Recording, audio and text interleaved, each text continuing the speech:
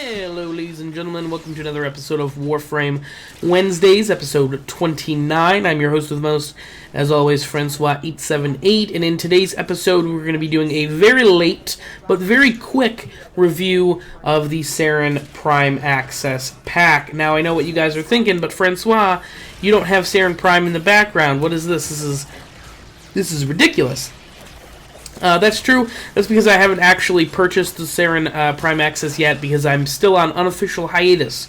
So I didn't want to drop $130 and let my affinity booster and credit booster just kind of waste away. But what I can do is I'm going to be comparing the stats on the vanilla versions of all of the items and the Prime versions, and I'm going to be talking about the design and the overall look of each item and what I think. Starting off with Saryn Prime, of course. Design-wise, artistically speaking, I like the design for Saryn Prime for the most part, except for her default Prime helmet.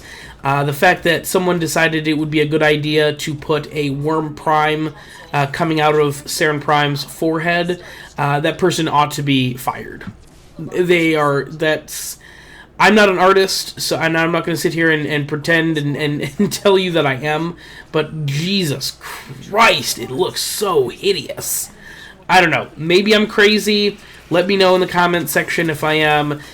Other than that, I like the overall design. It embodies the look of the Primes thus far.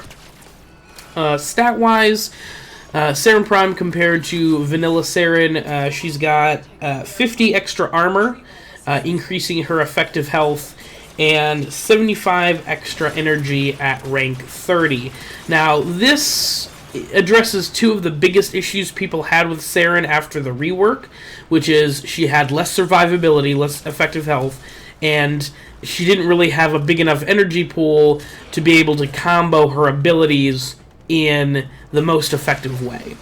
And well, personally, I think these issues should have been addressed with Vanilla Saryn instead of Saryn Prime. I'm happy that DE at least sees that these are issues that need to be fixed. So, we'll see how that continues. I'm still hoping that there's a Saryn rework 2.5 in the future, where Saryn gets, after, the couple of months of data gathering that they've had, they'll adjust Saryn appropriately, because I would like to enjoy playing Saryn, but right now she's just press 1 to win, and I find that tremendously boring. Moving right along to the Spira Prime, design-wise, I fucking hate it.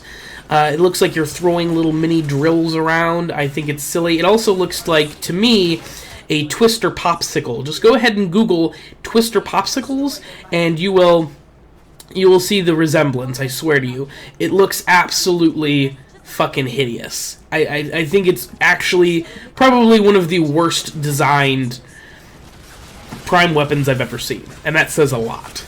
Now, the Spira Prime was just recently buffed in update 18.4.13 to have a little extra crit damage and a little extra crit chance, and now the Spira Prime is absolutely better than the base Spira, with extra crit chance, extra crit damage, extra status, extra fire rate, slightly larger mag, and a slightly faster reload speed.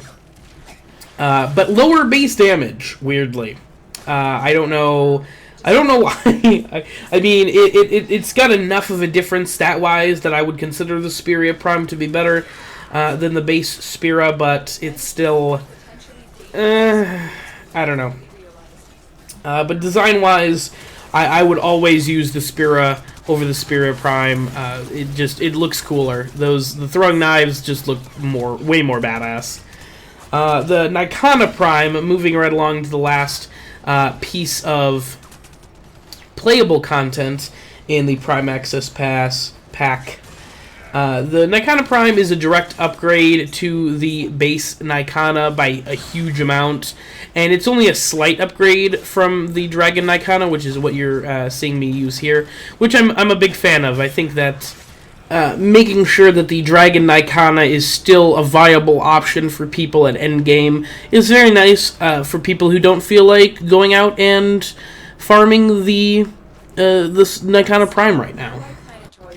But as far as actual stats go, the Nikana Prime has slightly more crit, slightly more status, a very slightly higher attack speed, as well as a slightly higher damage versus the Dragon Nikana. Now, versus the regular Nikana, the Nikana Prime blows it out of the water. But it's not bad. It's not bad. Overall, and there's also a Sayandana. I personally am not a big fan of it. It does not. It looks okay. I'm not. I haven't really seen anybody use it in game, but it just. It's just, that's all I have to say about it. But that's it. Overall, the Saryn Prime Access pack could have been a lot worse. It was definitely better than the Trinity Prime Access, but that's only because DE hasn't tried to steal items from people who bought the Prime Accessories pack, to my knowledge anyways. So, but that, ladies and gentlemen, has been my review of the new Saryn Prime Access. Please stay tuned for more Warframe content weekly. I'm committed to doing at least Warframe Wednesdays, doing that. Like I said in my last Warframe Wednesdays update rant, I'm not really going to be doing weapon guides while I'm on hiatus, but I figured, doing some Warframe Wednesdays wouldn't kill me, especially when new content is coming out and I have something to talk about. So thank you very much for coming, guys. I appreciate it. Please like, comment, and subscribe, and stay tuned for more content coming very soon. Until next time, I've been your host with the most, as always, Francois878, signing.